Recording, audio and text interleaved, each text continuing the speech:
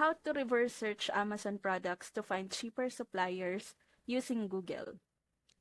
Want to find cheaper suppliers for Amazon products without paying for a tool? Here's how to do a reverse search using nothing but Google. You can manually search the product title or model number to find other retailers selling the same thing. Or you can just hover product title, right-click, and choose Search Google for the product title. You might find hidden deals, coupon pages, or small retailers that other sellers miss.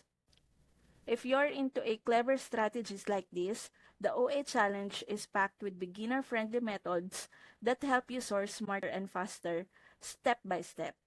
Ready to turn Google into your sourcing weapon? Click the link in my description to join the OA challenge and master online arbitrage in 14 days.